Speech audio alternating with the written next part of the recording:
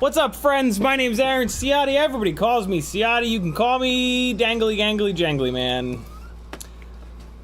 What's up, friend? Welcome to Friday Fun. Is that what I called it? Friday Fun with special guest Harbles FPV. What? Ken's running around.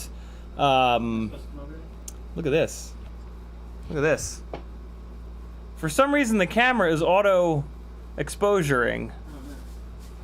There's your big surprise, friends.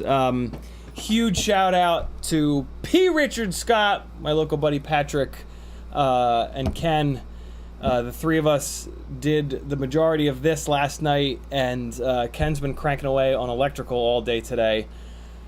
He did a bunch of electrical last night too, and we had a hard time. We figured out why there's this.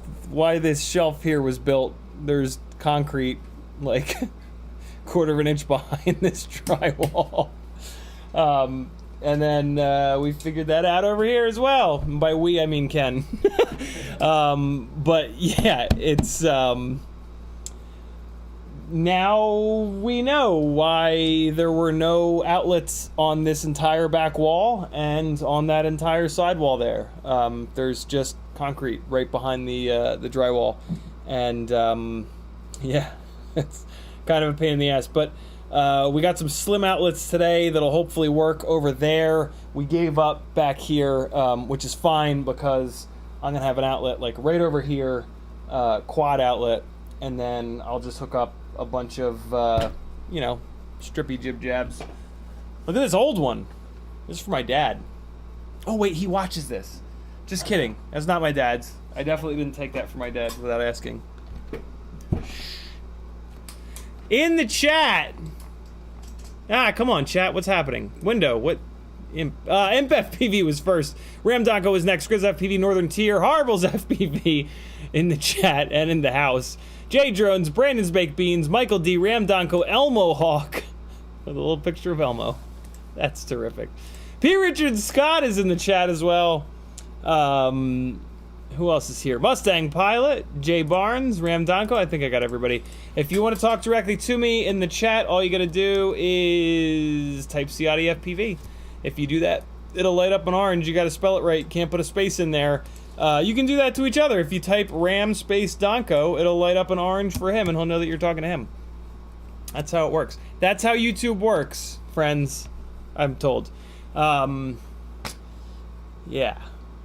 The purple is on the first coat. There's a big hole that needs some sand and love. It's not a hole anymore, but yeah. Purple is gonna get a second coat. The red's done though. The red is 2 coats. And it's done. Right now there are no lights shining on it, so it's gonna look it's gonna look a lot like this. Like once there's some light on it, it's gonna look like that. And then there's gonna be all the quads are gonna be lined up here, which should be pretty cool looking. There's gonna be a gigantic white IKEA Kallax shelf here, and then there's gonna be the lava lamp is going to go somewhere. I have a feeling the lava lamp's going to maybe go right around here, but see, then it'll be behind my head the whole time. I feel like the lava lamp needs to go here-ish. And yeah, I think I'm gonna end up flooding this with white light. I think that's gonna be the move. You know, I'm used to white walls and hitting them with colored light. But, you know, now that I'm not in an apartment anymore, there's this shit called paint. It's crazy. You use a roller, you put it on the wall, it dries. It's wild. What a time to be alive. What else is going on here? So yeah, folks that have tagged me so far, ImpFPV says, serve us CiottiFPV in the flock. GrizzFPV says, what's up? Michael D says, hello. Ramdonko says, I need to sit down for FPV. P. Richard Scott says, oh snap, the man himself.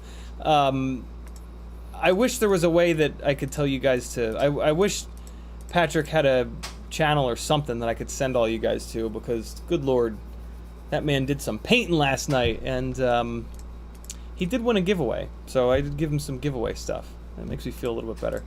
But yeah, ultra mega shout out to Patrick for just slaying some shit last night, because that man is the best painter in the world.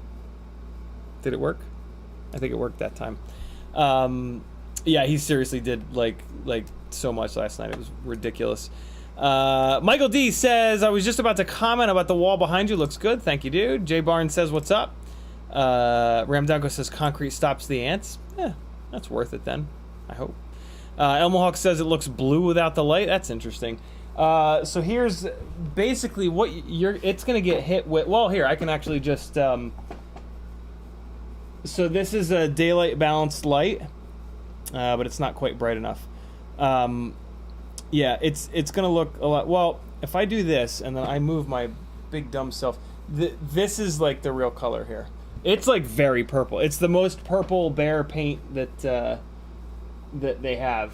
And yeah, The lighting is also super jacked up in here. I've got these 8 2-foot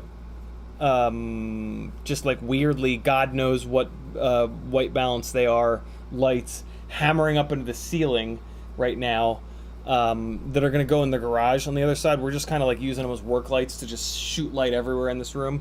So yeah, that's doing some very strange things to the lighting. But yeah, it's in person, it's a fucking thing, man. Like you walk down these stairs and you walk through this door and it's just, dude, like, yeah, red, purple, cool white line in the middle. It is a thing, man. It is a real thing, and it actually looks really good. Like, there were a couple moments where we were all just like, ooh, but then once it was all done, yeah, it really ties the room together. I wish I had a daylight balance. Oh, there's a Felix on the couch. Oh, hi. Have you been? How long have you been there, Felix? Are you sleeping? There's a sleeping child in the couch that I didn't even know was there. I wish I had a. I do. Hold on. Let me give you guys a little better of a look at it. I should have a daylight balance light somewhere. I guess not. Well, this is one here. This light's kind of going dead, but if I hold this light close to it, you can kind of. There you go. Now you guys can see that it's actually purple, right? And there's the red, and this battery's going dead in this lamp. But yeah, there you go. That's the real color, and that's the real red. It's called 100 mile an hour red by Bear. It's pretty slick.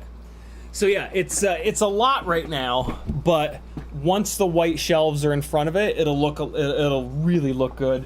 And then there's going to be 1 or 2 pieces of artwork up here, so it won't be as. I saw in the chat somebody said, "Are you at the gym?" It'll look a lot less like a gym once there's some shit in front of it. But yeah, it's really, really cool. And then over here, I don't know if you guys can even see it, but yeah, you can kind of see it. Over here is going to be white as well. So this white shelf is going to extend upwards, which is like the surround around the fireplace. So yeah, man, starting to look like a studio down here. It'll be really cool. I'm super excited. So yeah, today is like the room is torn apart. Everything is messed. Like, this is a mess over here. But I think what I'm going to do, hopefully you guys have a bunch of questions. We can just answer some questions. And if that kind of slows down, I'm going to keep going through my flight bag. The last time I used this thumbnail, I went through the outer pockets of my flight bag and then we ran out of time. So I'm going to start going through the inside of my flight bag and I'll just vomit it out all over the table. And yeah, that's always a interesting thing to do that hopefully you guys will get a bunch out of. So that's kind of the plan for tonight. Ramdanko says a string of lanterns might be nice. That's a little like apartment-y. That's a little bit like dorm roomish. I'm going high class, man. It's all about class with this red and purple paint. But I mean, we'll see. I don't know. This studio will evolve probably twice as fast as the apartment. So yeah, we'll see. June Lucas says, I thought the old way looks better with all lighting. Well, this is like not even remotely finished. This is completely half-assed and like, yeah, there's nothing on the wall. There's nothing going on. So, this is the worst this is as bad as it'll look. But I actually think it looks really good, so. All right, Michael D says, oh no, we got that. Jay Barnes says, what's up? Ram Doug, oh no, we got that. All right, so we're caught up. Kenny Kobe's in the house. Elmo Hawk is here. All right, cool. So, yeah, hit me with, I forgot to put Q&A. in the title of the stream, but that's okay. You guys know that it's always Q&A time. Let me click a couple of buttons here that I forgot to click at the beginning of the stream. Hey, if you guys have any questions for the one and only Harbles FPV, you let me know, and I'll ask them. That guy is a goddamn wizard as well. I'm very jealous of all these friends that I have that know how to do house things, but I'm learning. There's, you know, I can't just know it from not ever doing it. So I'm just trying to be as patient with myself as possible and just pay attention to what the hell they're doing. So yeah, what's up, people? Who's building something? Who's building? What are you building? There's a pair of scissors here. I don't know where they came from. Look at the size of the CiottiFPV. Look at the size of this thing. It's just like, what is the... It doesn't look that much bigger there, but man, in person, it's just such a fat shit. It's so fat. I think the thickness is what makes it seem so big. It's just enormous. It looks like a Hero 8 got stung by a bee. It kind of has the same, like the 5, 6, 7, they're kind of more angular. On the 8, they really rounded everything out. And the 10 looks like that, like it's got the same roundness, but then it's just swollen. It literally looks like an 8 got attacked by a swarm of bees. In the same way that like the Mini Cooper Clubman, like the new Mini Coopers, not the real ones.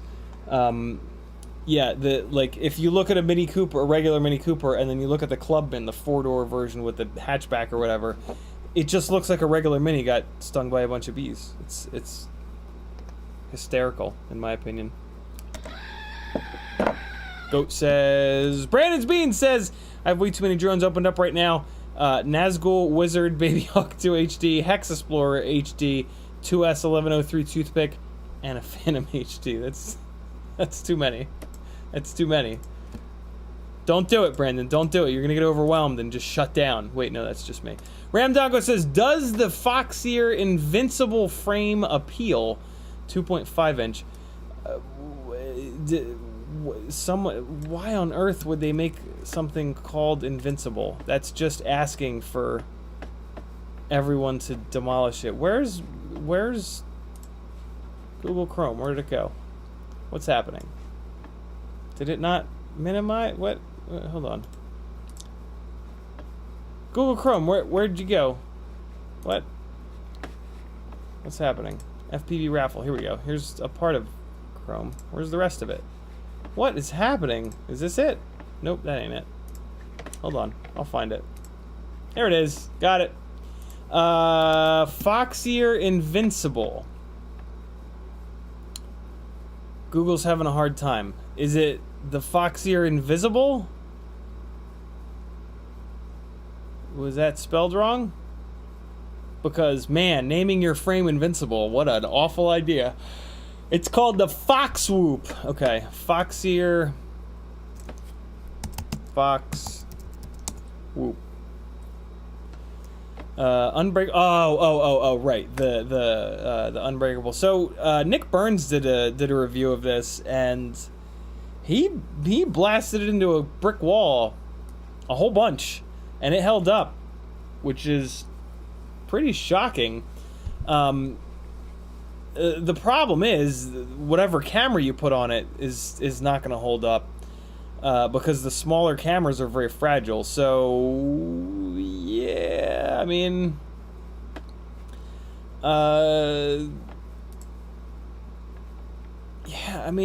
it's a pusher. I'm not really a fan of the pusher rigs, but it's a $30 frame with the ducts. It's pretty cheap. It's hanging the FPV camera out really far in the front. That's kind of crazy. Here, monitor with mic. This is what we're looking at here. Foxeer Foxwhoop 25 unbreakable frame. I love the idea that the frame is durable. That's really cool. But with a rig like this, you're not really gonna crash it. So, like, it's interesting that it's really durable, but yeah, I mean, with an 8, like, you're never going to freestyle this frame. It doesn't make any sense, right? Like, this is a Cinesplore frame. So, and the only camera that a 2.5-inch rig is really going to be able to carry is an Insta360 Go 2 or a naked GoPro, or I guess technically you could put a Hero 10 Bones on there, but the Hero 10 Bones is kind of heavy. All of those cameras are very fragile. The Bones apparently is not all that fragile. Super Deluxe apparently battered the living shit out of a Hero 10 Bones, and it just did not die, which is super impressive. But yeah, I don't know. I guess this with like a set of 1306s or 1505s could probably carry around a Bones pretty nice. And if that camera is durable, then maybe you can take advantage of the fact that the frame seems to be pretty durable. Although when Nick was testing it, he didn't have the extra weight of the HD camera on there, so I don't know, maybe once it has the extra weight of the HD camera on, it's no longer unbreakable. You know, how the hell do you test that, right? I don't know, it's interesting. 2.5-inch props are nowhere near as efficient or thrusty as a 3-inch prop, and it's not much smaller, so I don't know. It's an interesting situation of like, why?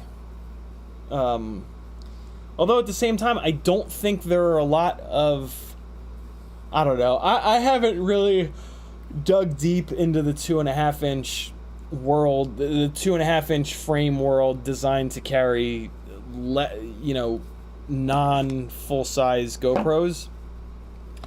So I don't really know. I don't have a great feel for what's out there. Maybe this is the best of those frames for all we know. The beta FPV frames like this have not been great.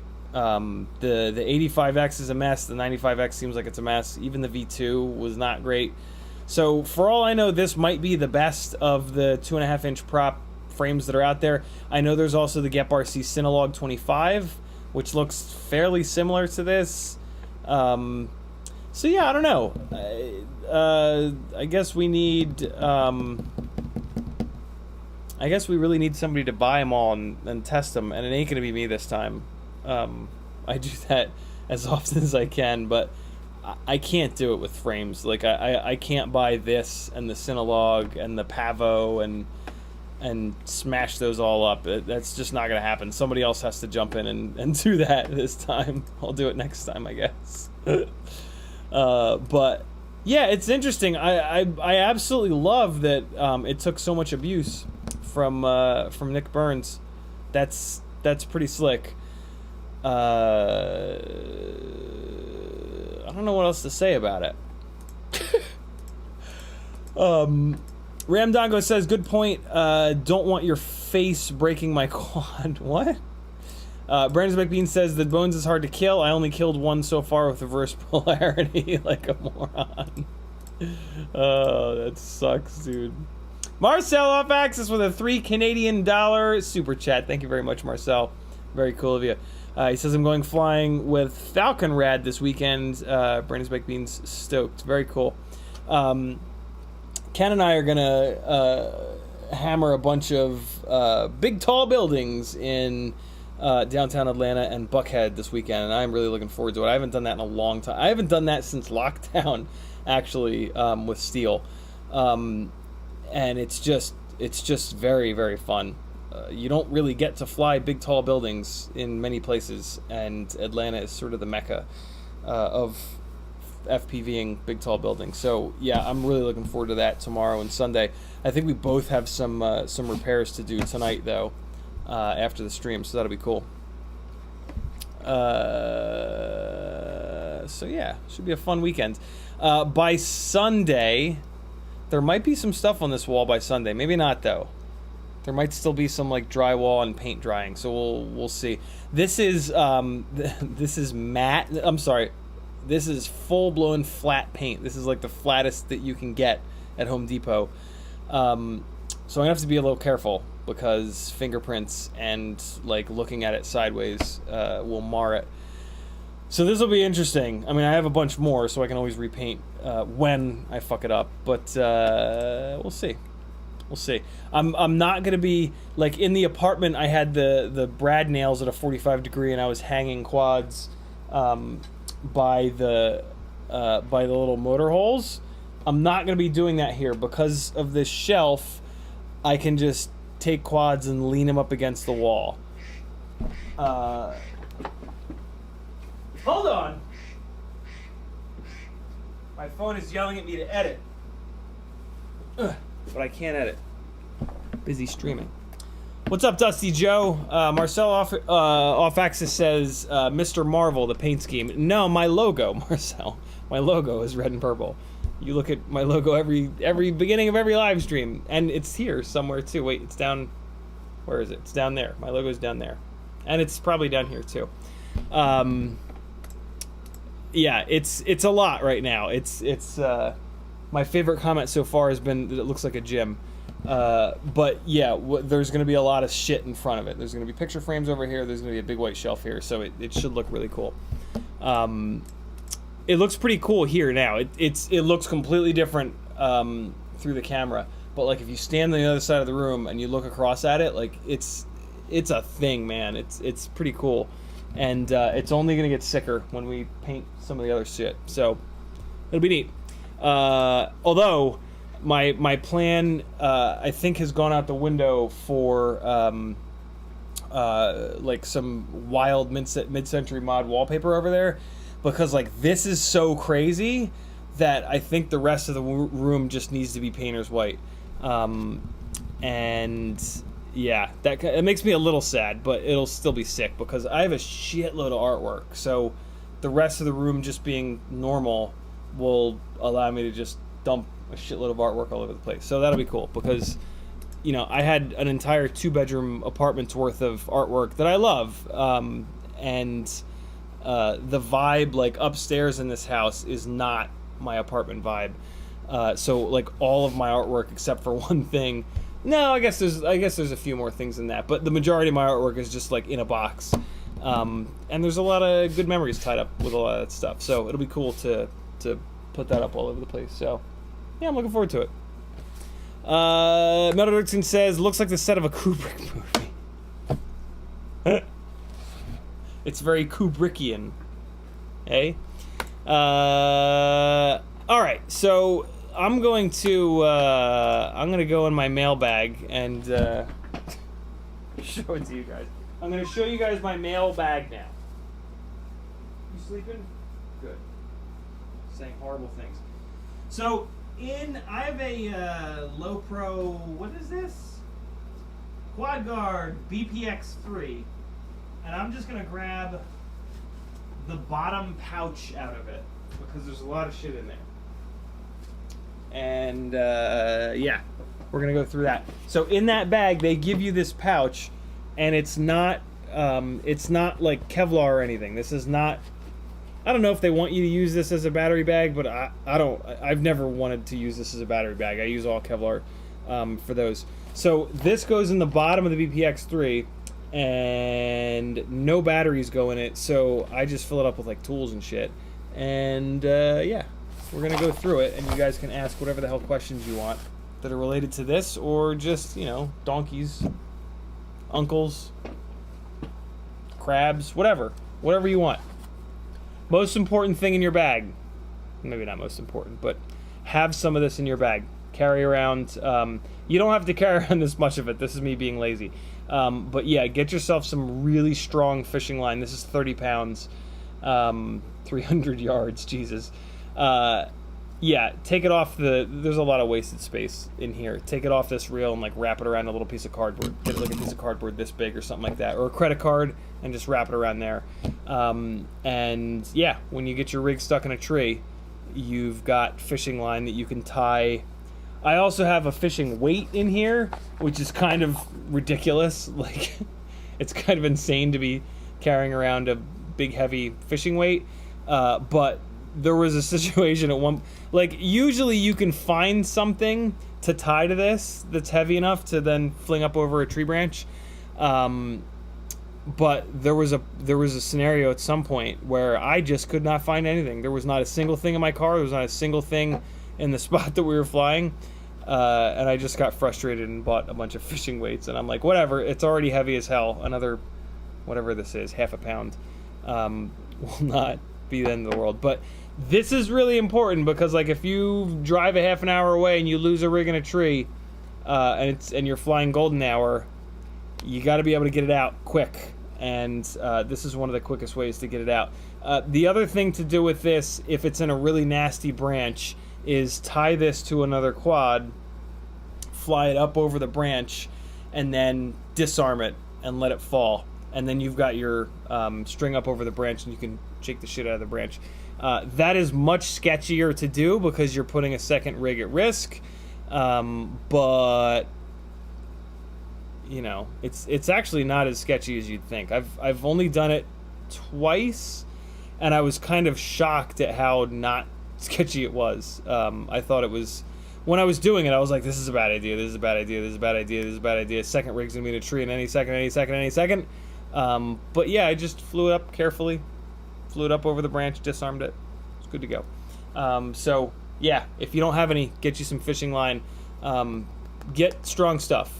30 pounds minimum, because you're going to get it up over the tree branch, and then you're going to have to yank the shit out of that tree branch, so it's got to be strong stuff. Fishing weight, I don't know, it kind of seems insane, but Dusty Joe says, my 75mm seems to be drifting to my right after flying a little bit. No accelerometer calibrated sticks. Any other troubleshooting you suggest? My main suggestion is to fly it in acro mode, to be super honest, and that's not what you want to hear. There is no solution to the problem that you've got there. The accelerometers are just awful on these rigs, and they just drift. That's just what they do. So if you want to fly with the accelerometer, you need to memorize what the stick command is to calibrate the accelerometer, and you just got to do it over and over and over again, like every other battery. Or, I mean, just every time it starts drifting, right? Because all you got to do is land it on a flat surface and then do that stick command. It'll calibrate it, and then you should be good to go for, I mean, I would think at least a battery. What the hell is that noise?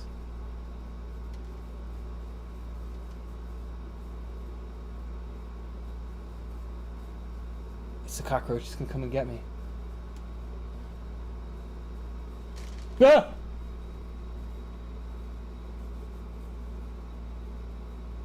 No, seriously though, what is that? That was a weird noise.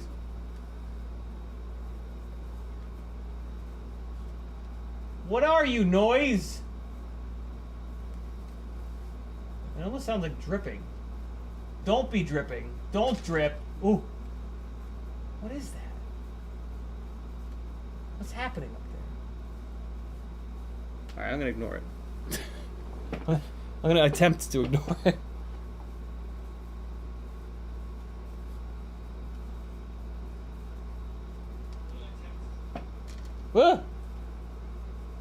What is that? The ceiling tiles are off, so you can like hear everything.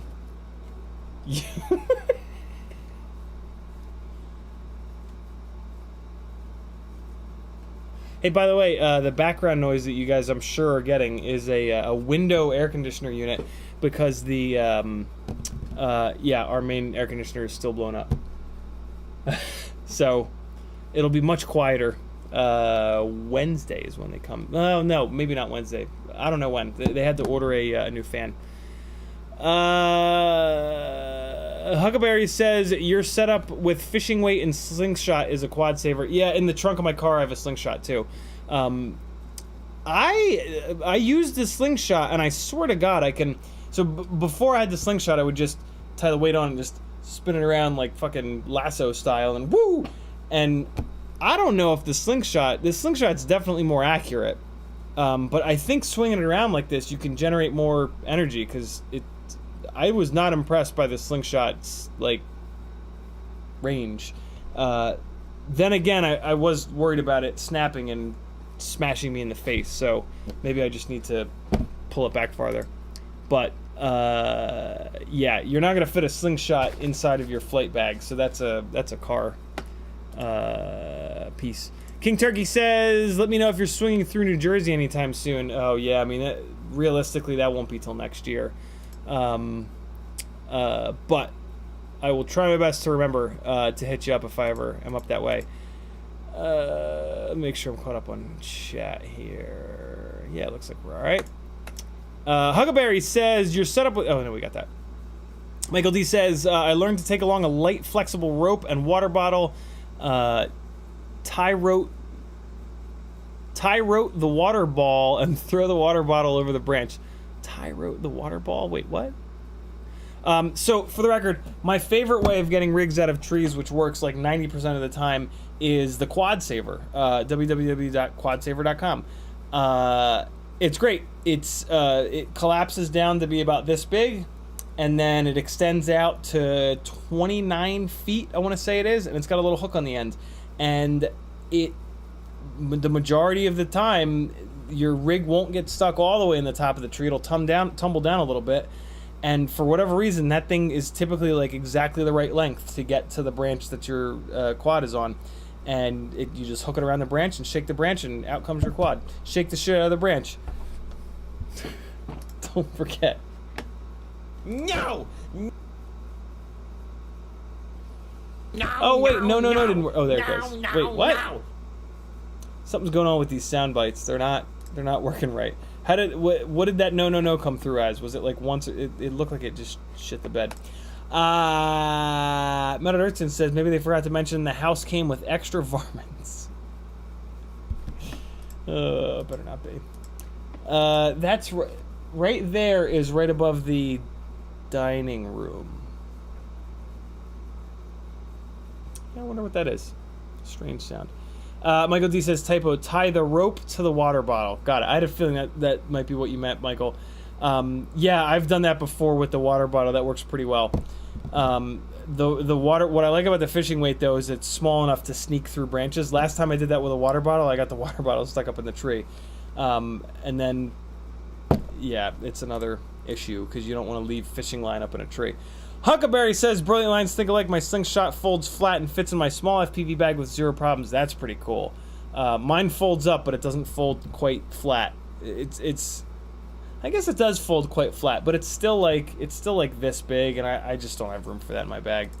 Remy Tim's in the house. What's up, brother? He says, collective, hi, missed you all. I feel like I haven't been able to make a stream in so long. This is the only one you need to make. The stream going on at the current moment is the only one that matters. All right, so then the rest of this little bag here, let's get back to it. Save these little, I love these little EMax cases. There's a couple companies that use these, but these are great little cases. This is filled with, this is actually a little case of stuff that I have not opened up in a long time.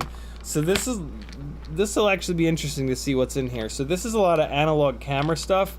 I've got an extra, I haven't been in this since the days where I ran Runcam Micro Eagles on like everything. So I've got a fresh extra Micro Eagle in here with the RC25G lens on it. That was my old school FPV camera setup. And then I've got the regular lens in here. I've actually got two of the regular lenses in here. That's kind of overkill. Extra little foam landing pad. Extra... This is a Runcam hybrid lens that's actually somewhat broken. Extra lenses are great things to have in your bag, just buried deep down somewhere. If you're going on vacation with your rig and your lens vibrates out, or you smash it or whatever, you're going to absolutely love having extra lenses. Man, I've got a lot of extra lenses in here. I think this is an extra lens for one of those little tiny cameras, one of those little like camera VTX all-in-one jib-jabs from way back when. This is a Runcam lens. I actually don't know what this is, and it's completely unmarked. Yeah, here's another little tiny lens with the little square piece on the bottom that gets glued to the little boards on the Tiny Whoop style cameras. Here's another RC25G stock lens. I really don't need three of those, so A couple of rubber bands in here. Always good to have. We've got a Immersion RC Tramp, just a whole extra VTX. I think this is one. Yeah, this is one that I've used before. It's kind of beat up. Oh yeah, right. So this is one where the plug header for the little remote, the little wand, broke off, which is fine. This is the only one that you really need. But yeah, if you have like a VTX that's kind of beaten up, that's a good one to have as an extra, because if you have to use it, like my philosophy is like if you're putting in a new VTX in the field, like it just needs to work a little bit. It's not a VTX you're going to use forever. You're going to come home and you're going to put a fresh VTX in, so that it's not janky, right? Field repairs, in my opinion, are like just to get you through the rest of the day, and then you can fix it properly. I have an awful lot of lenses in here. Here's another tiny little lens. Here's another tiny little lens with a little square piece on it. I can tell that this is a, yeah, this is just filled with stuff from back in the days that I flew a lot of those little cameras, the FPV VTX all-in-one. Marcel Off Access says, do you have any ND filters for the Runcam Hybrid? I need one or two. I don't think they exist. I don't think there is such a thing as an ND filter for a Runcam Hybrid. There was the only thing I liked about the Caddx Tarsier is that it came with an ND filter, but that's not the right size for the Hybrid.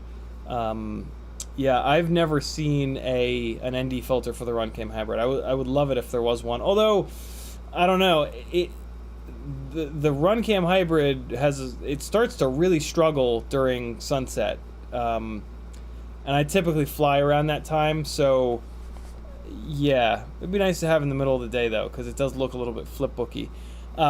Couple of 3D printed camera mounts, really nice to have. Extra camera case, if there's like one camera that you run on a lot of different rigs, get yourself an extra case in case like you slam really hard and break the mounts off the side. This is super, although I haven't run this camera in literally years.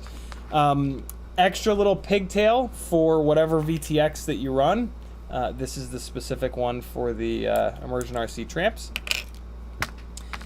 If you run race wires, throw a couple extra race wires in there with a couple of little leads. They're really, really nice to have, actually. Another little old school camera mount. I don't really think these work with any of the cameras that I'm currently running.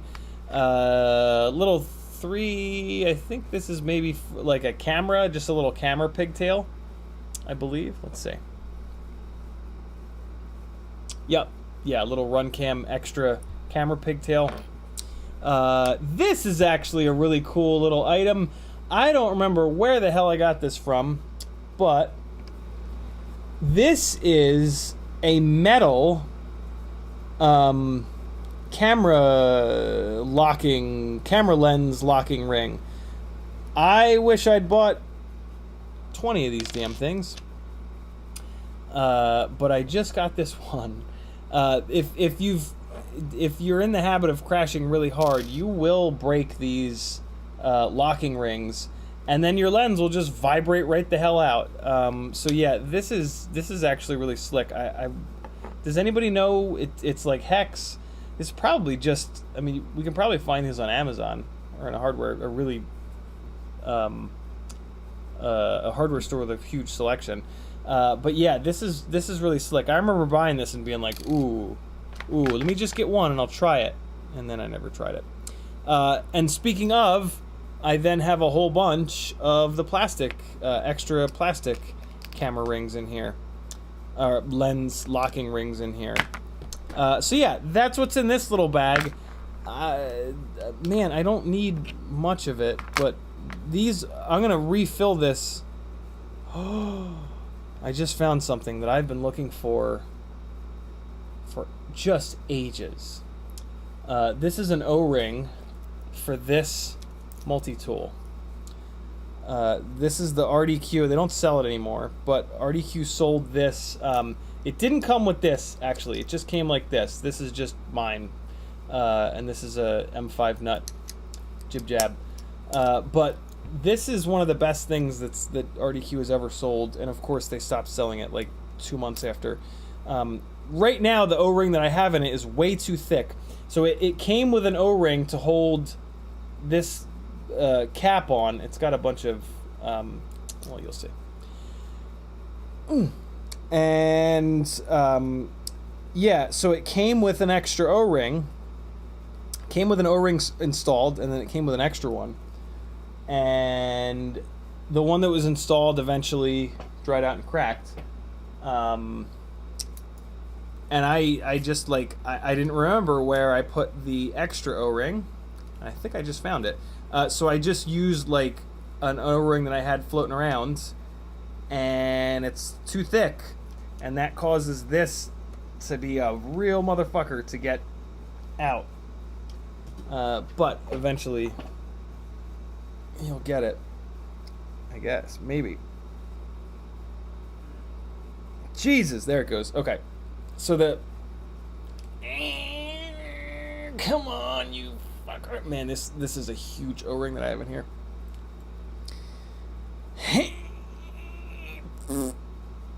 Ah, there it is. Jeez.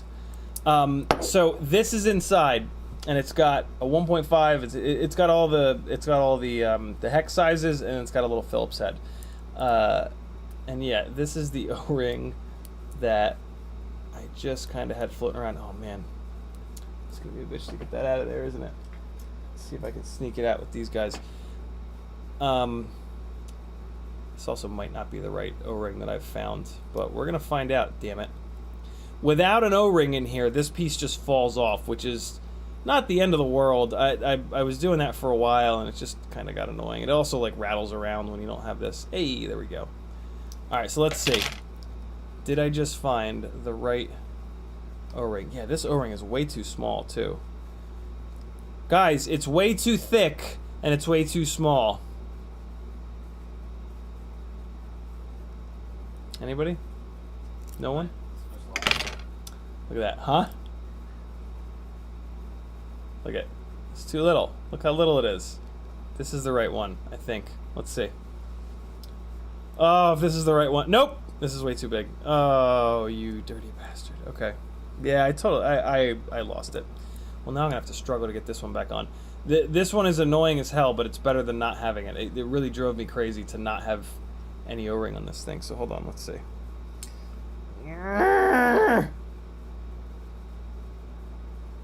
Oh, this will be fine. There we go. And we're back. Cool. Yeah, this is a great tool.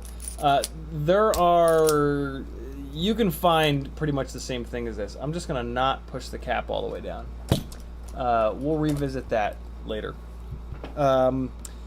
This I'm not gonna put back in there because I haven't flown this camera in forever. This I am gonna put back in here. I am going to put one extra lens, but I'm not putting all 3 extra lenses back in. I'm going to put this lens back in because I think this might be a RunCam hybrid lens. I'm going to put this thing back in. Pigtail is good. Rubber bands are super useful. I guess I'll put this O-ring back in because it's FPV related. This is going back in. Race wires are going back in. And I think that's about it. There's a chance that this... No, this is a lens from those tiny little cameras. I'm going to put this back in because I think this is another hybrid lens. Camera mounts, those are good. These guys are also good. And that's it. I'm going to leave this a little bit emptied out. Anything else down there? Alright, no. So, then I've got 2 of these T-motor... wait, hold on.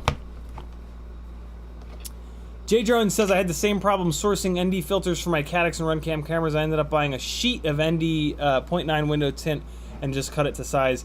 Yeah, I've been pretty close to doing that as well.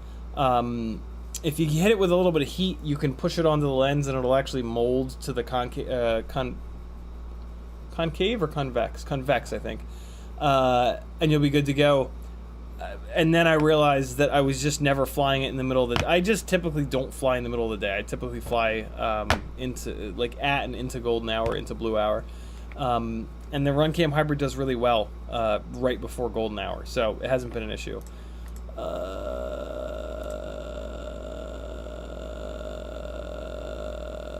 Great Southern says, do you IR tramp a lot? I tramp a lot, bro. I tramp every night for like 2 or 3 hours. Downtown Atlanta, it's the place to be. I have an ass ton of them. I was given with the wand, so if you want them, man, let me know. When they went, when I heard from Tony Cake that they were gonna be not making them anymore, I actually bought a bunch. If I ever run out of them, I will definitely be bugging you for this, though, Great Southern, if I can remember.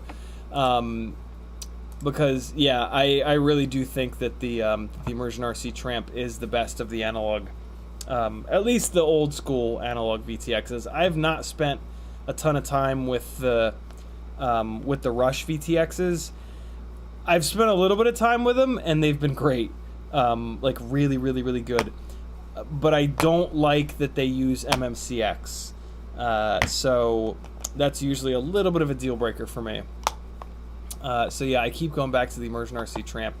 So yeah, these two guys, these are just T-motor motor containers. When most T-motors come in these containers, and they're great. And I just keep a bunch of extra motors in here. So I've got and I try to do like one extra of every motor. So I've got an extra EMax 1306. I don't even have a rig at the moment that's using EMax 1306s. I've got an extra RCX 1306. I do have a rig built with this motor, but it's actually down at the moment. I've got... Oh, I can kind of pull this out of here. So this is a Brother Hobby VY 2004. This is a good bell, and this is a good stator. This is a C-clip.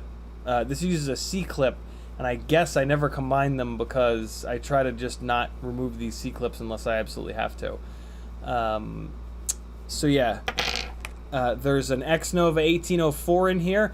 This is only the 5th X-Nova 1804 I've ever bought, and I've never had to use it because they are somehow just magically delicious and indestructible both at the same time.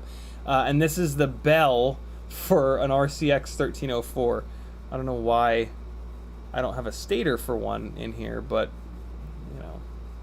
Oh, and I've got the C-clip on here, and I've got a couple of extra bearings on this shaft, so if I just need the bearings for a 1304, I've got them on there.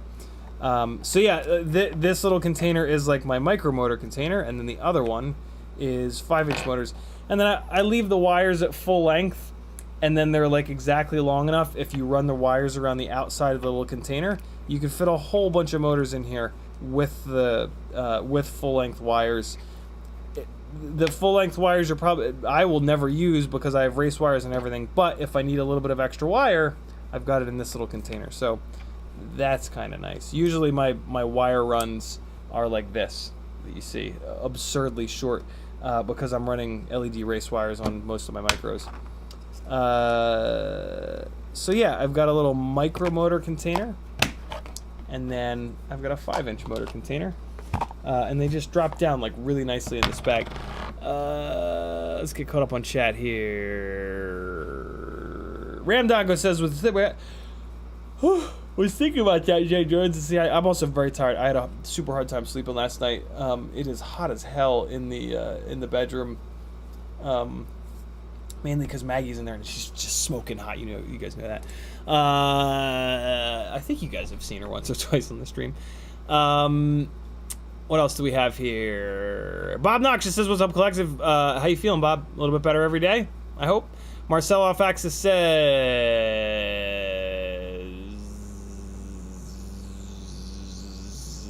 "I want to buy your Runcam hybrid lens. Let's talk. Mine is scratchy pooed." Not a chance in hell, Marcel. Runcam hybrid lenses you cannot buy.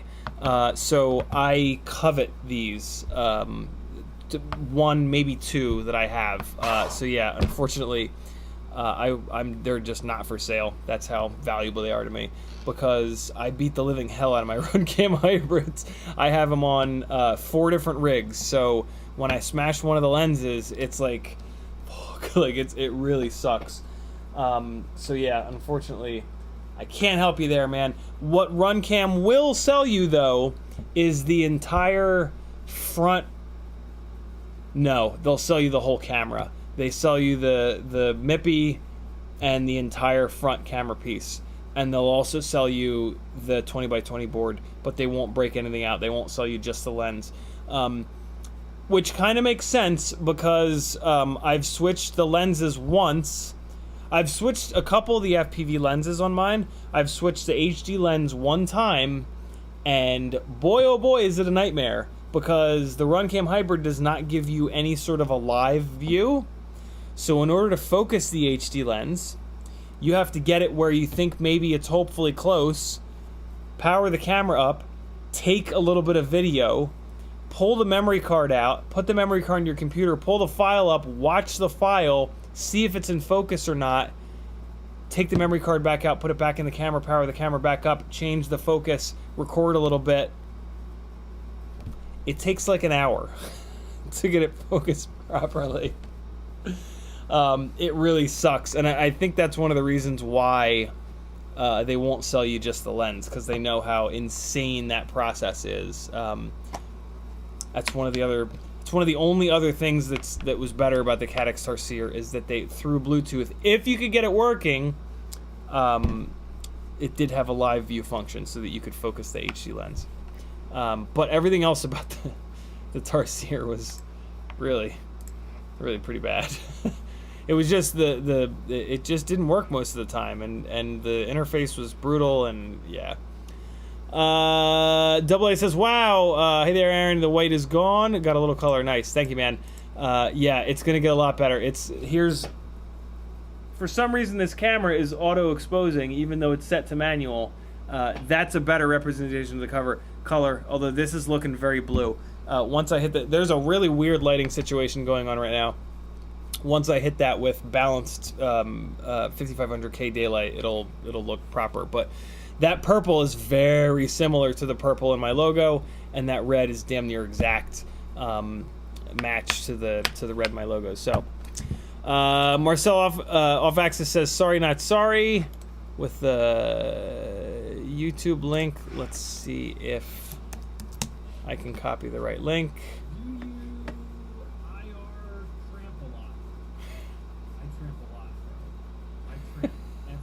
There it is. There it is. That's a good one. Friday fun. Ciotti tramps a lot in Atlanta.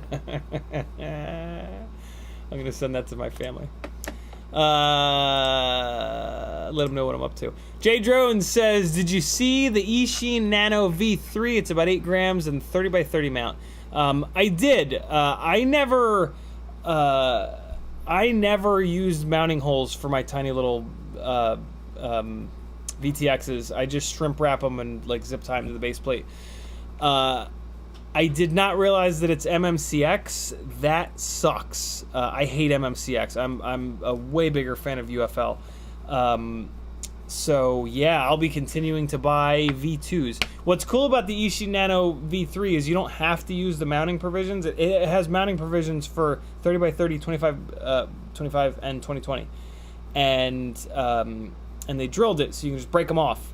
But man, I didn't realize that it's MMCX. That, in my opinion, that sucks. I hate it. I hate it. Dusty Joe says, hey, I got stand FPV ducts in today. What are you saying about the inserts? You got to drill them. You want to drill them out just a little bit, just so that the little brass inserts, you can get them off eBay. The little M2 to M3 converting brass inserts. Yeah, you drill it out a little bit so that the insert sits down in there, and then you take your soldering iron, you just push it down, and it'll melt the plastic, and you'll push the insert right down in, and it's really strong that way.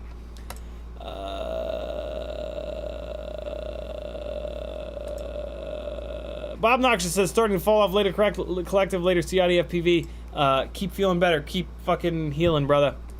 Danzo the Terrible says, what the heck happened? Where are you? I'm home.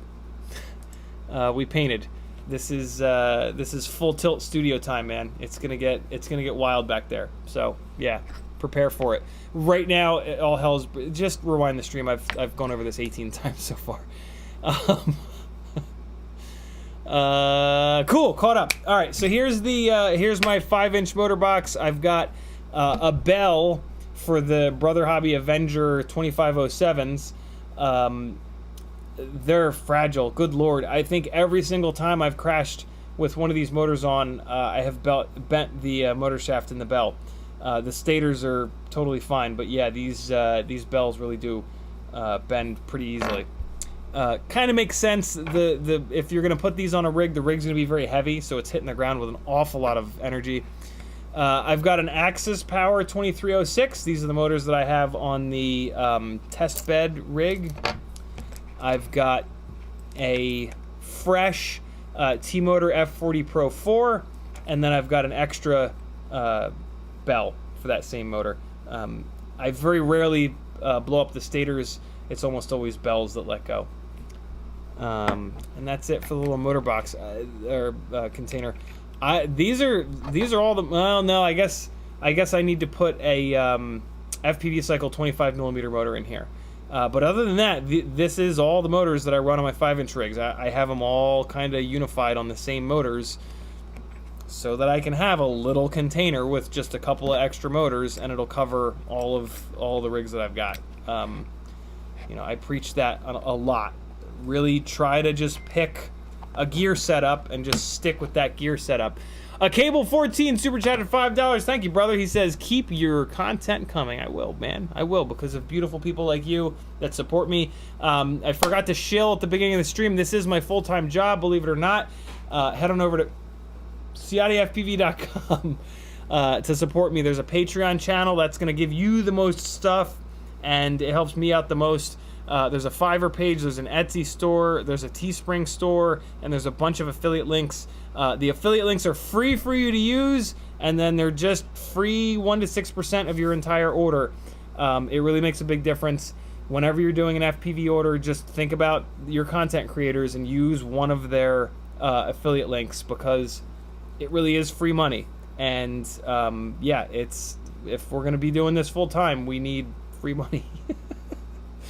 FPV Crate. Oh, FPV Crate is no more. FPV Cycle, Get FPV, Umagod's website, Amazon, and there's a couple more there. No matter what you're buying on Amazon, you can use an Amazon affiliate link before you check out, and yeah, you can still use discount codes. You can still get free shipping. It doesn't affect you negatively in any way. And those of us that are set up on those affiliate programs get 1 to 6% of your entire order, just as a, you know, hey, thanks for sending us some business. A couple of little plastic baggies with some stuff. This has Session 5 screen protectors in it, and a couple of the little wipey jib jabs. This guy's got a bunch of random stuff. Thing of matches in case I need to shrink up some shrimp wrap. Some band-aids because I'm an anxious wreck and bite the shit out of my fingers like an absolute mental patient. Little 4S to 4S balance lead thing. I have no idea why, but I'm sure someday this will come in handy. Some rubber bands, a bunch of business cards. That's about it. This is a random one. I don't know if I've ever actually gone in here, but it's nice to have random stuff in your bag sometimes. When you're really hard up, it's nice to have like a business card that you can magically create a God knows what out of. What else do we have here? Little these are those. Who recognizes this? Somebody will recognize this. First person to say what this is in the chat gets nothing. These are just when you buy these, you can't just buy one. You get like a pack of 6. Yeah, Kiz Bartlett got it. These are iPod socks. Back in the days of iPods, Apple sold 6 packs of these to protect your little ball bag warmer. That's even better, J Drones. To protect your little iPad, and they're like nice. They're like all nice and stretchy, and so I've held on to them forever. And they're just nice little like dividers for your bag. So I have one of these with a bunch of different antennas in it, or antennas, as Nick Burns lovingly pronounces it. Why is there a little piece of broken metal in there? That's odd. So I've got a little 90 degree for my antenna. This is an old school Immersion RC Fat Shark branded. It still works really well though. Little 90-degree guy for my goggles, right-hand circular polarized. Then I've got this big long donkey, which is left-hand circular polarized and 90 degrees. This was a little experiment that I was doing with rapid fire. There was a theory a while back that if you ran a right-hand circular polarized and a left-hand circular polarized, you would pick up like weird bounces on the one or the other. I did not see a difference, but I paid for it, so in my bag it went.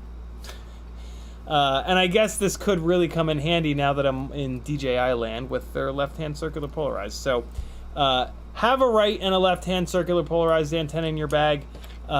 This is a True RC SMA. Oh, those are both SMA. Not 90-degree right-hand circular polarized. It'll probably never get used, but hey, I own it, so carry it around. And then if I ever decide to do like ultra super long range stuff, which I won't, this is a big old double Lumineer Axi Duo patch that supposedly works really well. So yeah, these all kind of fit real nice in this little bag, and then just drop one in there. I've got my little Immersion RC. They're making this again. This is great to have. You will not use this, maybe ever, but there will be a point that you do use it, and you'll be like, yes, you will feel like the smartest person on earth the one time that you use this. It's like $80. That's a lot. But there will be one occasion where you use this, and you'll be, yeah. It's hard to figure out whether like a VTX is working or not. This will tell you. This is another iPad sock with my ISDT 608 AC.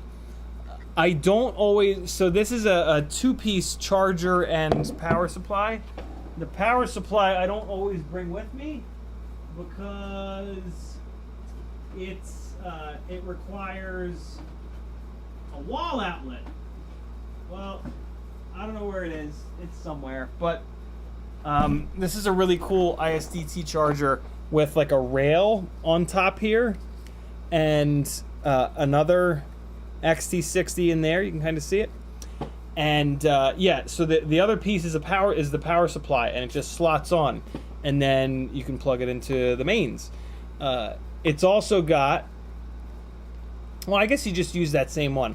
I carry it around like this because you can hook up a XT60 battery to it, a regular LiPo, and you can charge another LiPo. So when I go to gigs, I'll usually bring 10 4S 850s for my Cinesplores, and I'll bring, it depends, 2, 4, 6, 6S 1050s, my freestyle batteries. Typically on gigs, I only fly the Cinesplore, and if I have to fly the Cinesplore a lot, I can use those 6S 1050s to feed into this thing to power it to recharge the 4S 850s. God forbid I have to fly a ton of batteries. Yeah, this is super handy. It's a little bit bigger. You can technically get a smaller charger like this that'll do that same job, charging from an XT60 battery and then pushing out to whatever 5S, 4S. But this is really nice. When I went to Salt Lake City, this is all I had to bring, and I was able to hook this up to power in the TV truck. Fair warning, trying to charge a couple of 4S 850s. I think I had 4 4S 850s on a balance board. This would only push from the wall outlet 3.3 amps. So it takes a long time to charge batteries with this guy. Similar to like remember like the B6 AC? Not everybody, but most OG heads' first charger, the blue charger, right? This pushes the same. This pushes as hard as that B6 AC did, and that thing's big. This is nice and small. So, and it's cool that it comes apart in two pieces because you can put the little power supply piece somewhere else.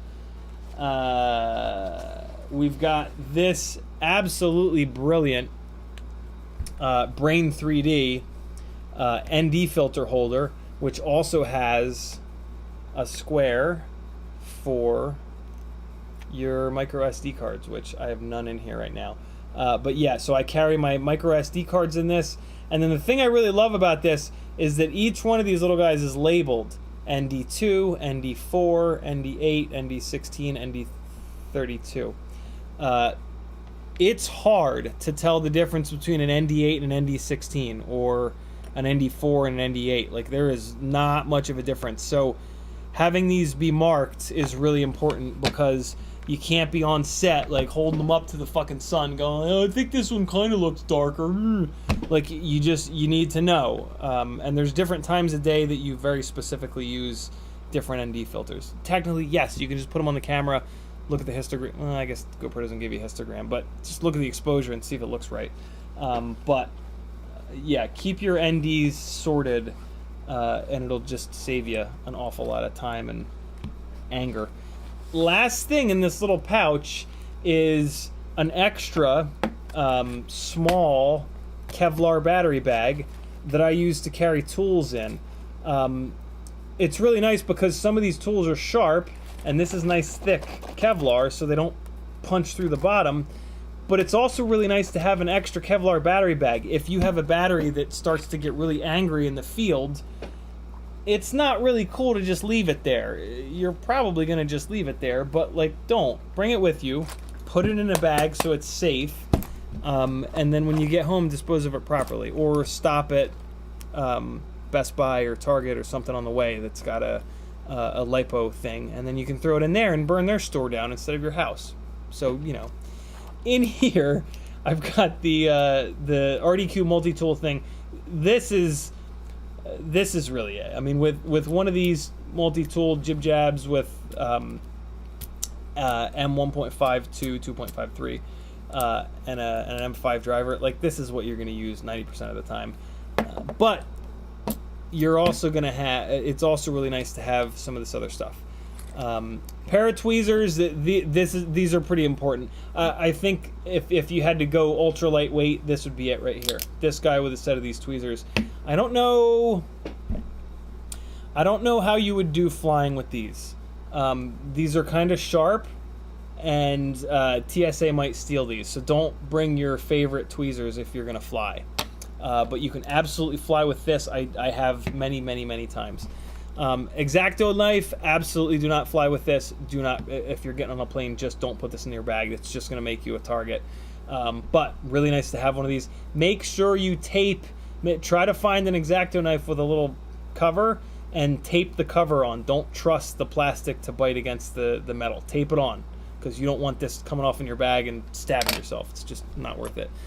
This is, this used to be sold by Rotor Riot as motor removing foam. It's just like weather stripping, but it's the perfect like density and grippiness to wrap around a I'll show you on here, but to wrap around, is it one of these motors screwed down? Yeah.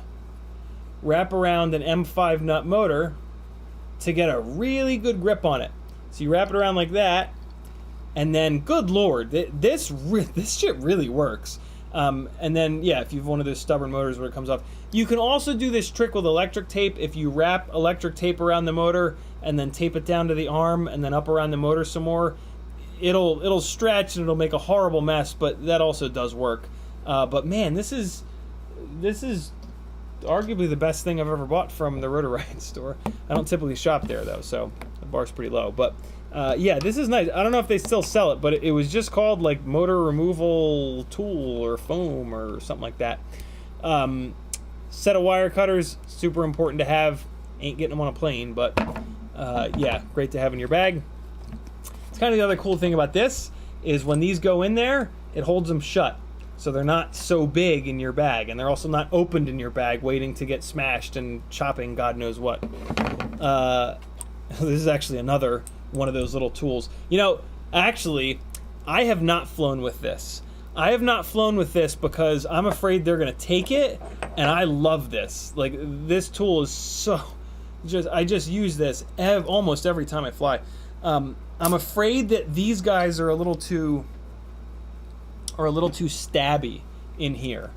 You know, like you could... I think you could maybe make the case that you could take this Phillips head one on and put it on there and go stab ham. So I've actually not flown with this, but just because I'm afraid to lose it. I did just fly with this one, which I don't know where I got this. I think I got this out of an FPV crate. This is just as stabby, and they didn't take it. So yeah, you're probably fine with this. I mean, if I flew twice with this guy, and these guys are plenty stabby. So yeah, I don't know. Be careful. But yeah, this right here is why FPV crate and just like monthly boxes are awesome. Like, sure, you can probably find this for sale somewhere, but have you? Do you have one of these? If you don't, and you'd been an FPV crate subscriber, you would, right? Like that's the point. That's the good thing of the. I'm not a fan of this of subscription boxes, for the record. You get a lot of stuff that you don't want or need. What is cool is that you can give that stuff to your friends, and that's fun. And then, you know, when they get something that they don't need that you need, they'll give it to you. So it'll come back to you as long as your friends don't suck. But yeah, this is a perfect example of something that comes in a subscription box that, like, sure, this is only worth $5, but having this with you is worth $100 when you can fix your quad, versus having to go home. Little toothbrush if your shit gets extra dirty, or I don't know. I mean, if you crash into mud, yeah, you can just mangle the motors and just spin them up, or you can just toothbrush that shit out. I haven't used it yet, but this will come in handy, I guarantee you, at some point.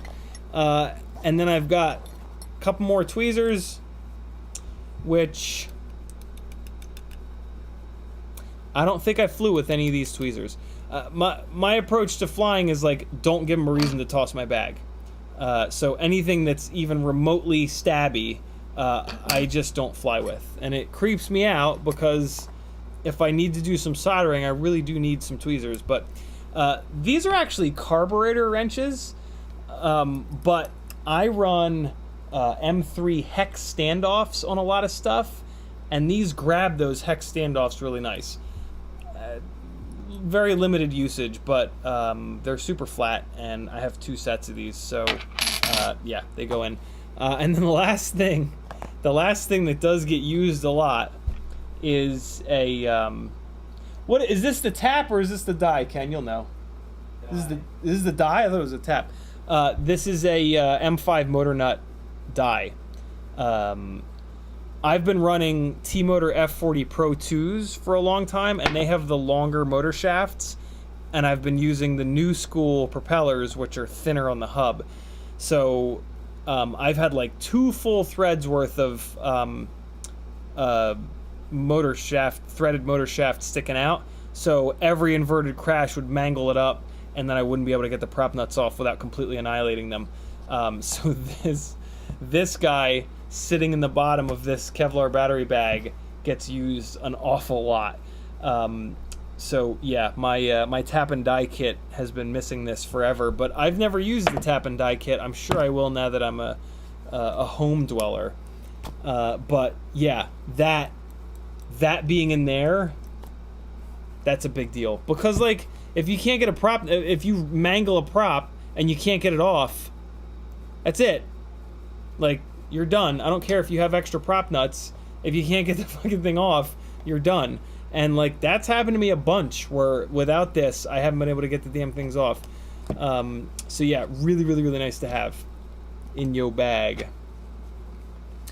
So that, my friends, is all the stuff that I have in the bottom lower low pro bag. Just like, you know, repair bag, I guess. In my shit. I really don't need. I'm gonna put this in. I have a smaller bag that I've put together that I've never used, but I keep telling myself eventually I'll pack light when I have to hike somewhere. I'll have a small bag and I won't be exhausted when I get there. but I'll be exhausted anyway because I'm in terrible shape. Yeah, having it in this little battery bag, this is, and it's like just the right size for a bunch of these tools, and then it just drops right on in there. It just really works well. And yeah, and if you get like a little organizer, like if you figure out, spend a little bit of time to figure out where everything fits perfectly in your bag, if you do it like this and everything fits perfectly in there, and do it like that every time, you'll know when something's missing. Like you let your buddy borrow your fishing line, and when you look in your bag, you'll be like, oh, there's always fishing line in that one spot, versus just dumping everything in there and it just being a complete fucking nightmare mess where you don't know where anything is. So yeah, in my opinion, take the extra time to get a little organizational paradigm going in your bag. And was that eye roll big enough? I rolled so hard just now that like it hurt. Like it hurt my brain. Felix, you still sleeping over there? Yes. Okay, cool. Poor kid. Getting up all early, going to school. School. What do we got going on in the chat here, friends? Ramdago says next week equals zombie prep bag. Mother Earthson says I've flown a few times with tweezers, sharper than those, no issues, but you never they'll do one day or the next. That's exactly it, right? Like that's exactly the problem. Like if it's, you know, we can look the rules up all we want and be like compliant to the rules, but like if TSA pulls it and they're like, you know, you can't fly with these tweezers, you're not going to get into an argument with them. You ain't going to win that argument, right? They're not as bad as cops, but, like, you know, almost as bad, right? And, like, you don't argue with TSA. Like, they're not the people to argue with. Like, everything they say is right, and that's it. Like, just get me the fuck out of here as soon as possible. Because, you know, you don't want to be going in that back room with them. They don't warm their fingers up. Oh, God. That's just horrifying. Tuner Taxi says, sorry I'm late. What did I miss? That wall? Don't ask me about it. Rewind the stream. I'm not going to go over it again. Denzel the here. That's the color that it really is. My camera is doing this strange auto exposure thing, even though it's on manual. I don't know what's going on. I got to figure that out. Denzel the Terrible says, apparently missed big musical dance number. Maybe. FamG says, TSA likes to keep our tools. Yeah, can you imagine the people that work at TSA, what kind of a tool collection they have? Ooh. Mutterton says, one trip I went through with all my gears, tool batteries, etc. TA skipped all of that and asked me about the Chinese mooncake I brought to eat. That's awesome. It's great. Marcelo Faxis says, fishing line? Dang. Yeah, to get quads out of trees. Fishing line, in my opinion, is the best, most versatile way to get a rig out of a tree. And you can all, like fishing line, you also have the chance of getting it hundreds of feet up, right? Like there's not much that you can have that, like if you get hung up, yeah, in a 100-foot tall tree, like, okay, bye, nice knowing you. Ramdanko says he's waiting to learn swear words. Rob Axelson says hola amigo. Marcelo Faxis says lies, he's the new Mr. Marvel on Disney Plus. Ramdonko says, and FPV stuff, of course. Rob Axelson says, your skin tones are throwing off the wall colors. They shouldn't be. It's just changing the auto exposure. It's not changing the white balance. The white balance is locked. But it's interesting what an exposure change will do to colors, right? Like it really does interesting things to colors, but believe it or not, yeah, the color balance is not changing. So we've got a little bit more time. We got about another half an hour. Let me see what else I can grab out of my bag. Actually, there's some things missing from here that I can show you guys that are actually pretty slick. It's really nice to have a couple of these other things. So this. Hey, I also have a soldering iron below that bag, but it doesn't fit in the bag all that well. So this is usually in there. This is in there. This is in there. A couple of these. I think that's about it. Yeah, all right. So a couple other things that are missing from that bag that I usually have in there. This is kind of an expensive one, but I initially used the Crossfire Micro, but then eventually I moved up to the full size, and I was really tempted to do a giveaway with this or sell this, but then I realized how nice it would be to have an extra Crossfire module. God forbid your Crossfire ever fails, you're done, right? Like, same thing with your transmitter. If it shits, I mean, I guess same thing with everything, but, well, not everything. Transmitter goggles, right? If something in there fails, you're done. So yeah, this is fairly small, drops right in. If you're gonna be making some money flying, it might be worth it to snag an extra one of these. You could probably find one of these cheap on Facebook Marketplace. Electric tape, absolutely, of course. Bright ass orange, because I can tear off small pieces of this like I have here and stick it on stuff that I want to look at when I get home. Don't expect yourself to remember the weird problem on the one rig when you get home, because when you get home, if you leave your shit packed for a couple of days, you're done. At least I am. So yeah, electric tape, in my opinion, a bright color. And then this is kind of slick, actually. This is pretty new. I haven't even used these yet. This is a set of ND filters for the Insta360 Go 2. And it drops right in there really nice. So yeah, I run these guys in here as well. I think that's it. I think that's everything that I put in here, because once these are in here, it starts to get a little bit taller. But there is a little bit, I do keep a little bit extra space on top of this, in case, yeah, I need to throw anything specific on there. But there it is. That's my little fix my shit bag in the bottom of my Lowepro BPX3. In the middle of the bag, where most people put the batteries, well, yeah, I put the batteries too sometimes. One of my favorite things about the BPX bag is it's very configurable, and it's not like you can change it around without having to like move all the dividers and shit. So these fit perfectly in the in like the battery sort of area that's right above that little fix-it bag, and then this battery bag fits in there perfect too. This you can only, it's real ACC. You can only get this from Banggood.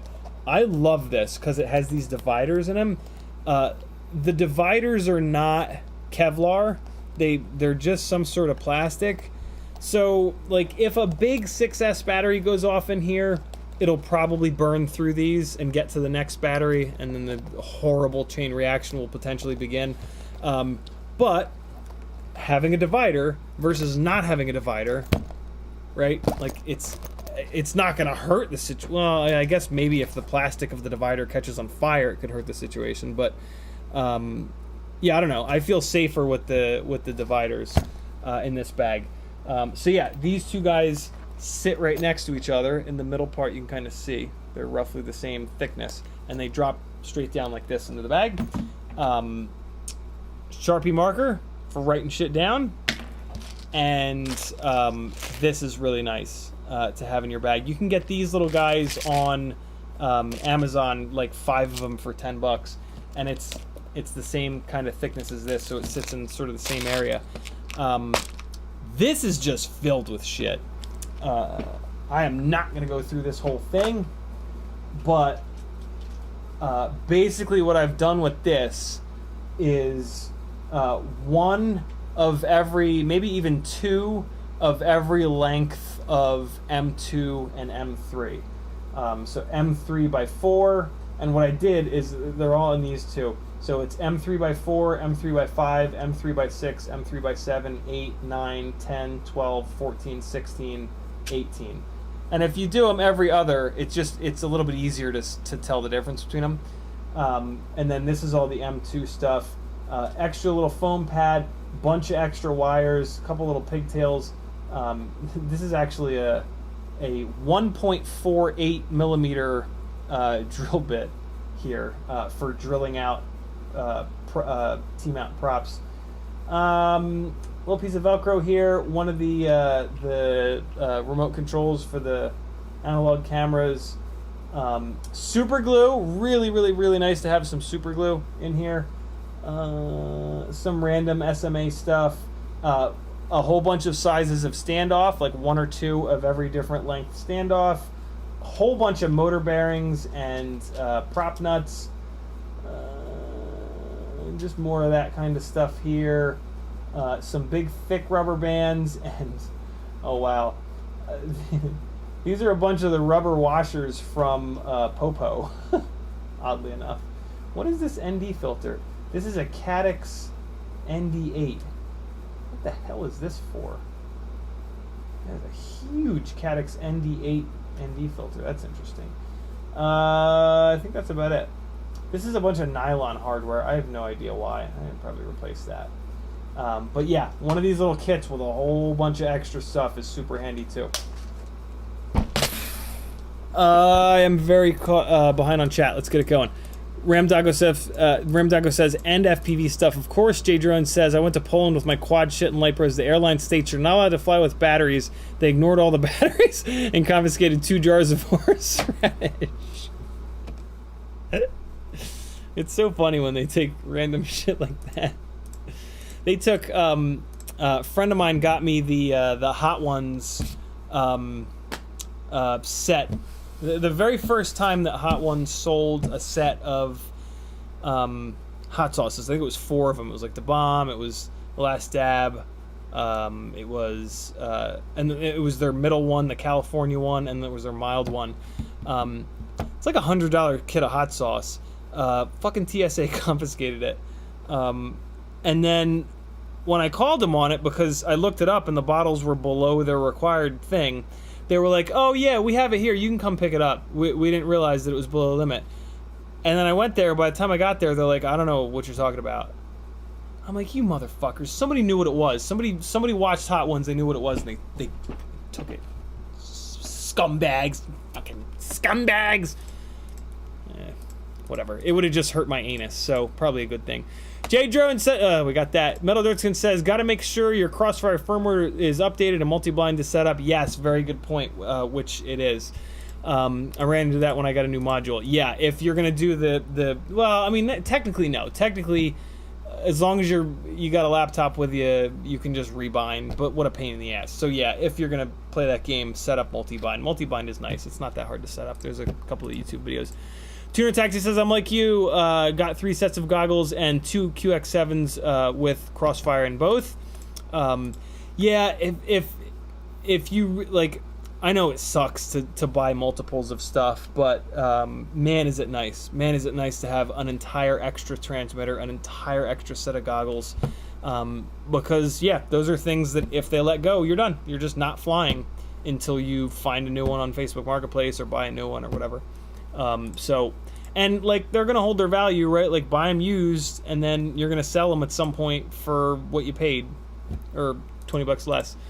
Rob Axelson says, where can I get a cool CiottiFPV sticker like that on one of your goggles? You can go to CiottiFPV.com and hit the link to what is it? Etsy? Yeah, Etsy. Etsy has all my stickers on it.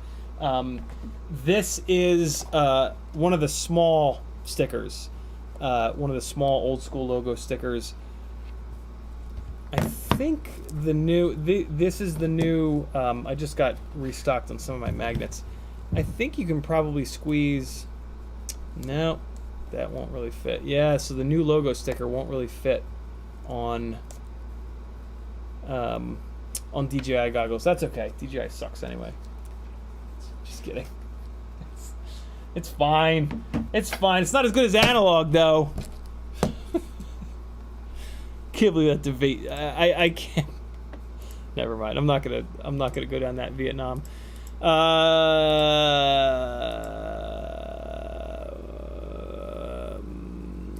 Marcel dropping the link to my Etsy store. Thank you, brother. Ramdago says, updating my Tango 2 was a nightmare. Every update removed the bind feature until I did the SD card update. What is that about? Then it worked, and it works well now. That sounds weird. Frank Nicholas dropped the link to CiottiFPV.com. Thank you, homie. A Cable 14 says, I need that Caddx ND filter. Why? What's it for? What the hell? Say again? What's it worth to? Yeah, what's it worth? You know what I just realized? That might work on a DJI lens. If this works on a DJI lens, I know exactly what I'm going to do with this. And that's going to be to use it for the live flying shit. Which is kind of slick. Okay, it does. Alright, well, this is actually going to get used. Yeah. Next time I fly for American Crit, we're going to be NDA'd down to see if we can get some motion blur going on the footage that I output to them. Damn. I didn't even know. What is this from? What the hell? Oh, it's from the turtle, isn't it? This is from a turtle. Do I have two of them? I do not. I just have that one. Yeah, it's got to be from a turtle. That's the only possibility. Wow, I didn't know I had that. That's interesting. Pretty cool. Man, everybody wants to buy my stuff tonight, and I'm like, no, mine. It's mine. Jesus. Kiz Bartlett says, you should have gone back to the airport a week later and checked to see who was walking funny. Then you know where the hot sauces went. Unfortunately, it happened up in New Jersey. So I was in town for a couple of days, and then I was gone. But that would have absolutely worked. Rob Axelson says the digital debate is a friggin' minefield. Stay out of it. Yeah, it's true. Everything's great. Everything has a very specific use, and you just need to figure out your use. And yeah, like, analog is great at a bunch of different things. DJI is great at a bunch of different things. HD0 is great at a bunch of different things.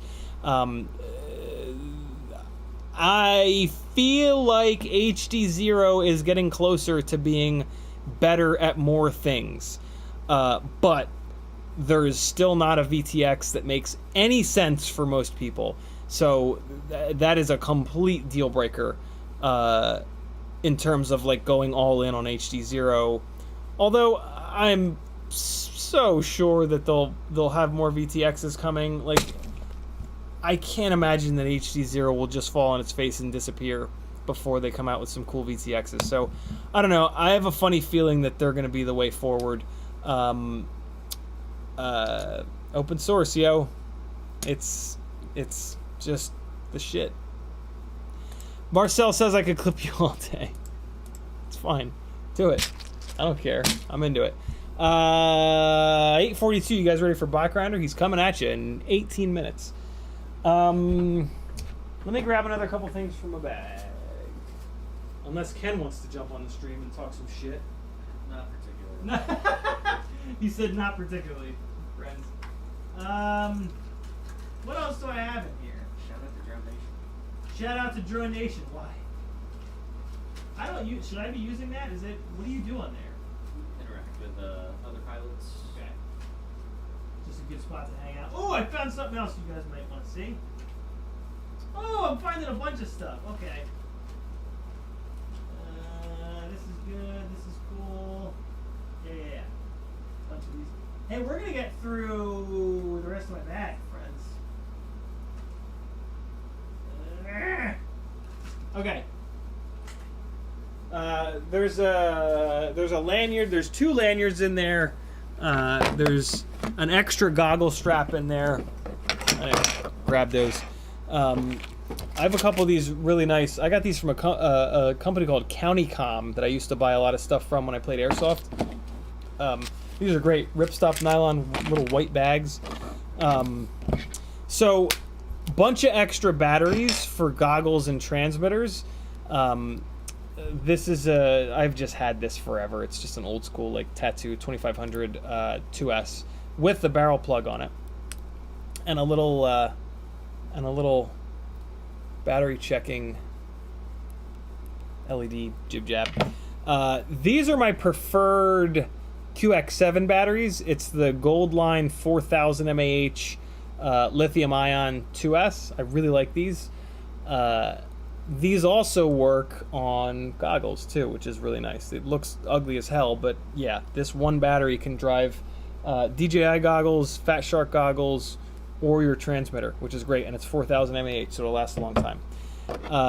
This little power hub, I don't know if it's available anymore, but this thing saved my ass when I had to charge up the DJI Smart Controller. DJI Smart Controller requires a lot of wattage that like not many USB, hardly any USB chargers will be able to handle.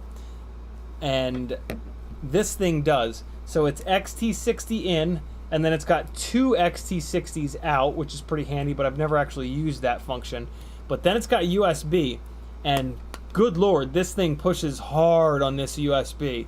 And then it's got like a little alarm. You can set the alarm to go off at 2.5 volts per cell, 3 volts per cell, 3.3 or 3.7, which is really handy. And then you can tell it if it's a 3S, 4S, 5S, or 6S. Limited usage. It also functions, I guess. It'll read out your battery voltage, so you can see your total battery voltage. It's made by Rcharlance, and I got it a long time ago. And I don't know if I've ever used it other than just on the USB side. And they do make smaller things that'll take XT60 in and spit out USB, so I don't know.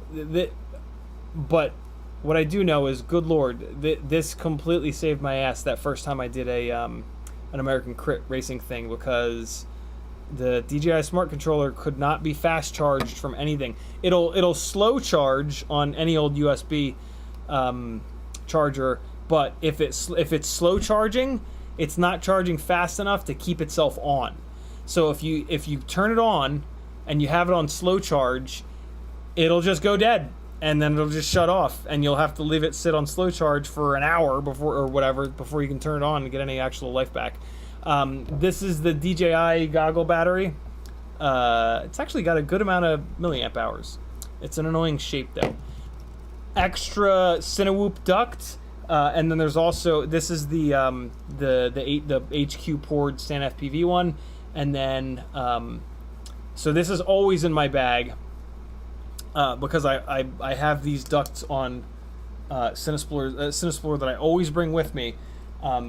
If I bring a Cinesplore with the tall Cloud 149 ducts, I'll also bring an extra one of these Cloud ducts. But this is always in there. And what's kind of cool is these little bags sit like kind of perfectly in there, so it just kind of cups my ball bags, guys. Hand warmer. Have a couple of these in your bag. It's super flat. Why not? This is the other thing that sits in the bottom of that bag. Just a little simple USB power bank.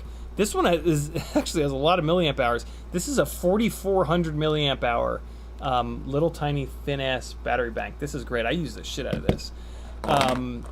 Little analog screen, although I think this one has shit the bed. This little bag has my little lav mic and Tascam recorder on it. When I'm a good YouTuber, I use this to review shit, and then the footage hits my hard drive and never goes anywhere else. So that's in here. Still a lot of those to do.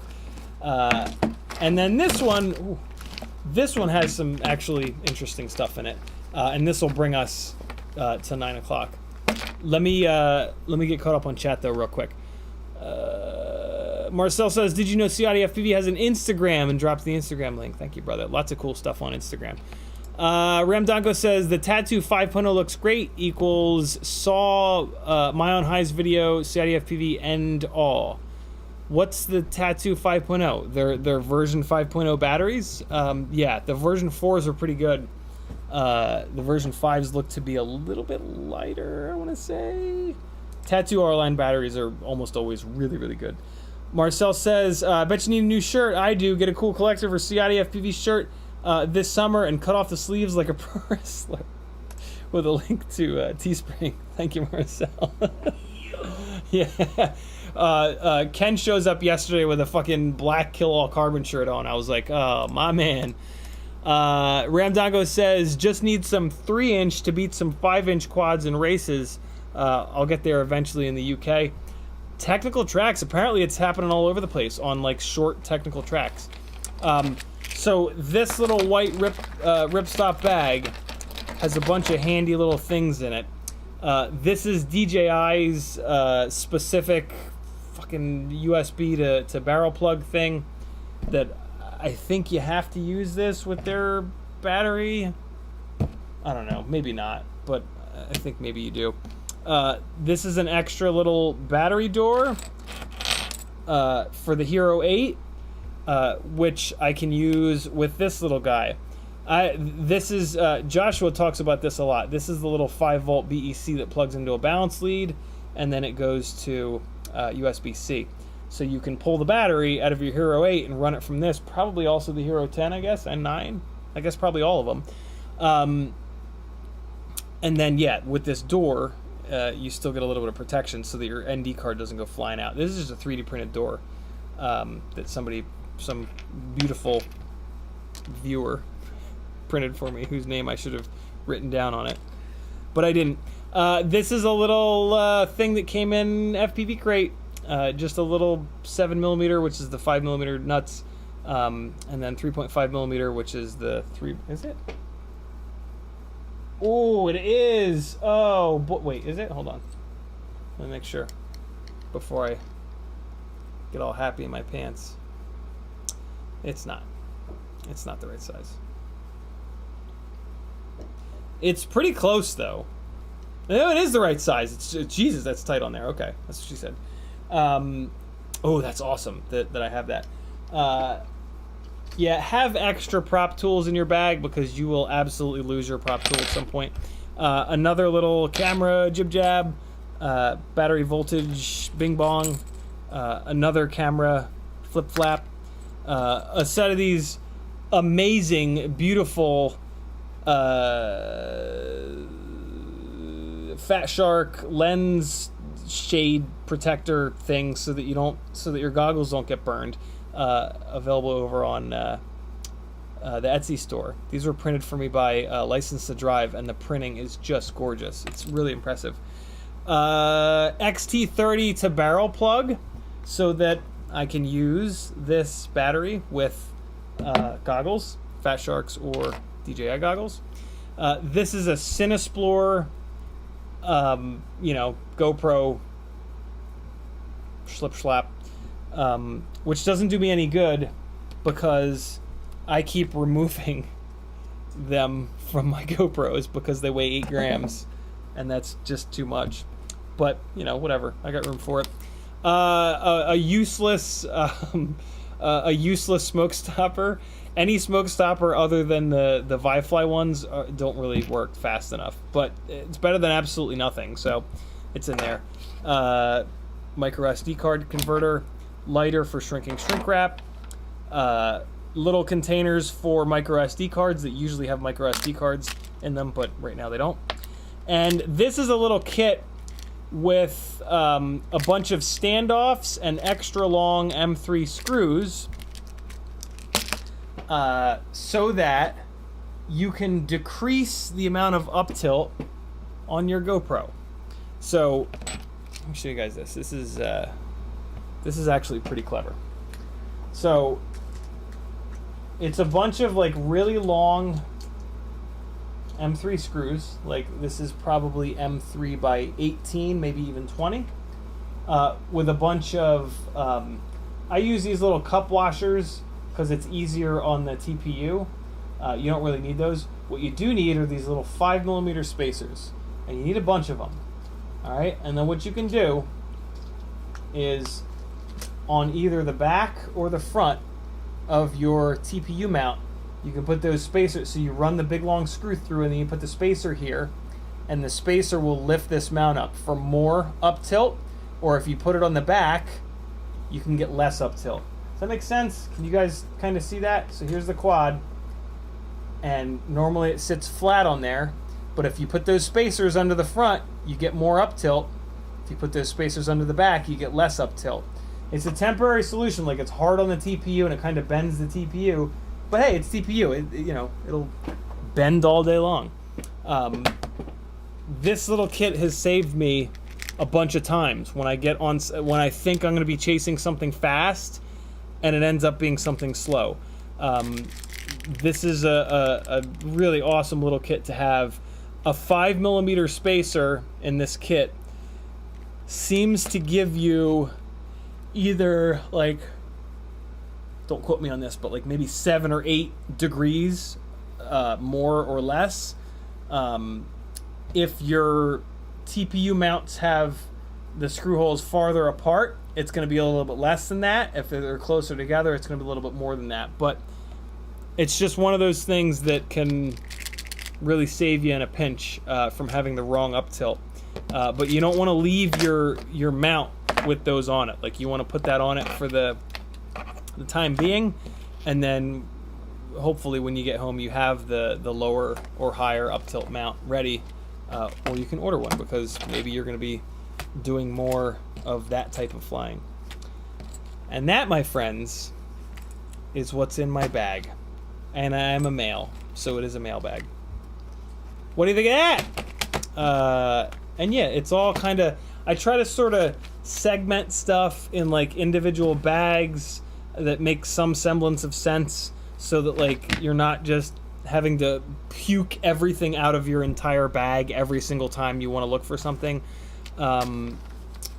And yeah, I try to like order them by like this bag. I don't use this stuff an awful lot.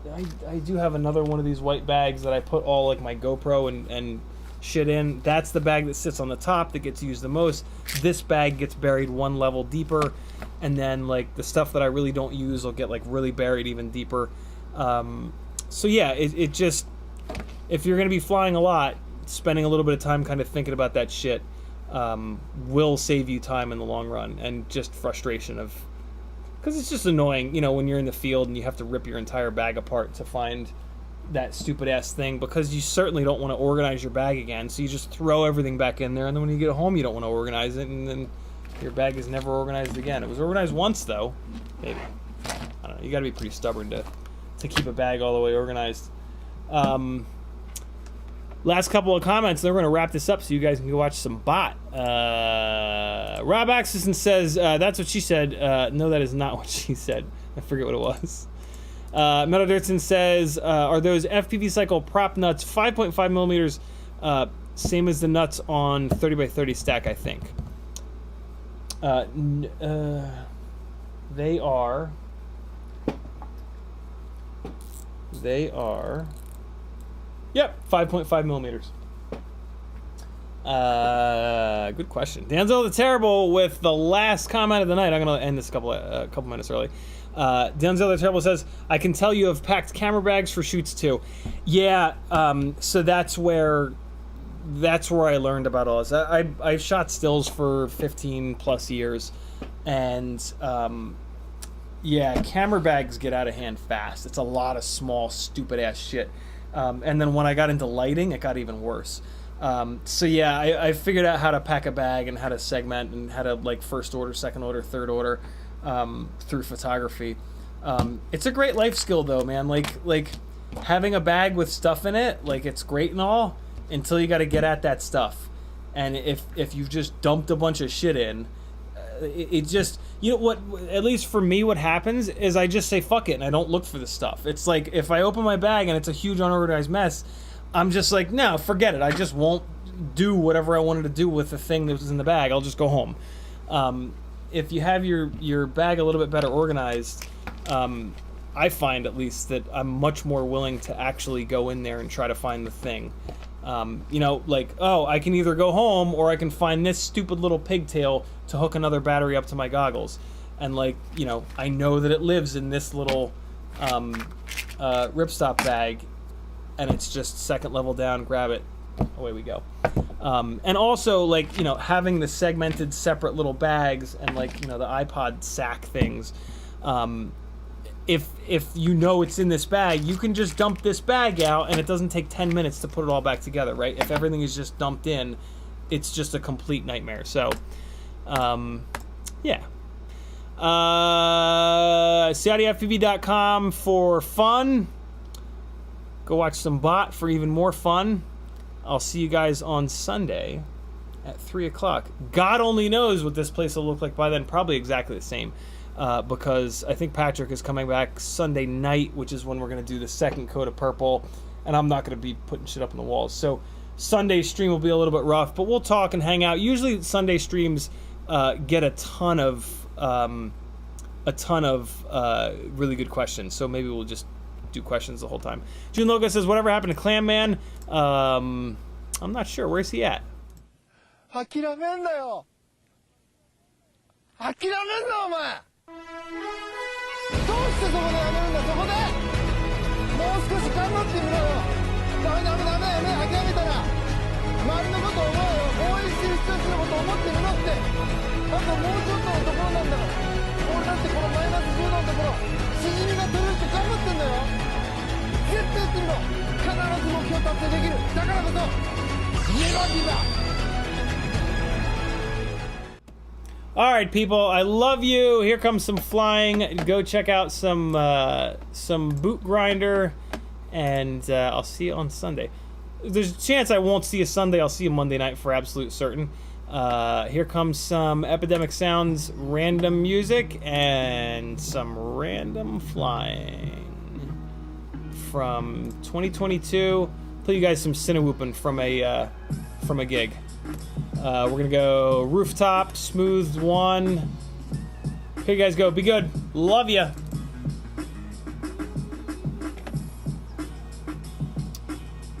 I always forget which button it is. Is this one?